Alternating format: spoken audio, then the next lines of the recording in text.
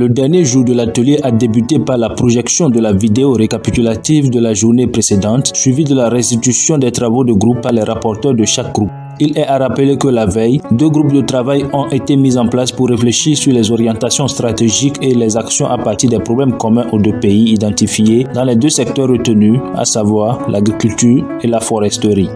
Faisant suite à cette restitution, une réflexion a été menée en plénière sur la composition d'un comité de réflexion devant poursuivre le travail pour sortir un premier draft du programme commun aux 2 pays sur l'économie verte. Ce comité composé de 7 membres est composé comme suit: un représentant du ministère de l'Agriculture du Bénin, un représentant du ministère de l'Environnement du Bénin, le représentant de la Direction générale des eaux, forêts et chasses du Bénin, un représentant de l'Université de Lomé, un représentant du ministère de l'Environnement et des Ressources forestières du Togo, le représentant de ITRA Togo et ADHD. La journée d'aujourd'hui, nous avons commencé par une restitution de la journée d'hier et après nous avons continué avec les travaux en groupe. Nous avons eu 2 groupes qui se sont concentrés sur l'élaboration des idées et des perspectives sur l'économie verte. Donc en grande majorité, c'est ce que nous avons fait. Après cela, nous nous sommes concentrés sur l'élection d'une commission de travail qui va se charger d'élaborer un projet ou des programmes dans le sens de la lutte contre les changements climatiques et l'économie verte. Ce qui nous a réunis, qui a réuni tous les 2 pays. Après quoi, il y a eu la cérémonie de clôture et les remerciements se sont suivis. Déjà en tant qu'activiste, j'ai été honorée de me retrouver dans une salle avec mes aînés, pour ne pas dire les autorités de divers niveaux. Donc j'ai appris beaucoup.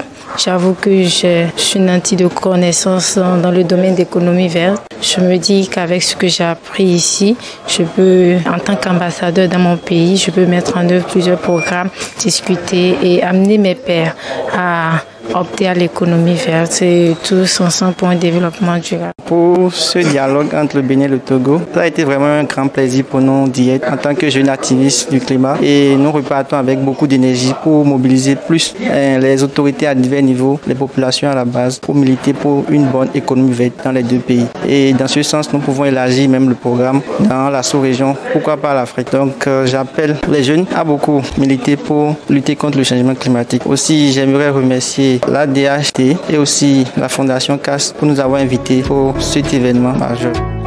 La cérémonie protocolaire de clôture a connu l'intervention de 3 personnes ressources. Prenant la parole le premier, le directeur exécutif de l'ONG ADHD, M. Djinadja Frédéric, a remercié tour à tour les différentes catégories d'acteurs ayant participé d'une manière ou d'une autre à la tenue de ces assises. Il a apprécié les 3 jours de travail passés ensemble et a confirmé sa volonté de continuer cette lutte.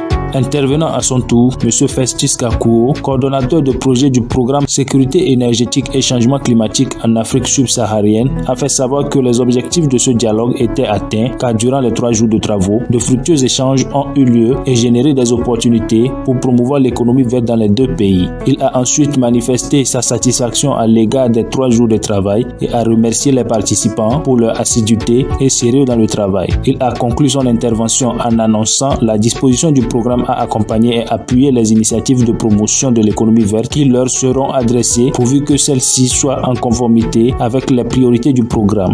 Le coordonnateur de CAS Togo, M. Maurice Blodjoro, dans son discours de clôture, a témoigné sa gratitude aux participants pour l'extrême richesse des échanges et discussions. Il a souligné que les travaux ont fait considérablement avancer les réflexions sur les actions à mettre en œuvre pour promouvoir l'économie verte dans les 2 pays. Réitérant sa gratitude à toutes et à tous, il a déclaré clos ce 26 novembre 2021 les travaux du dialogue Togo-Bénin sur l'économie verte.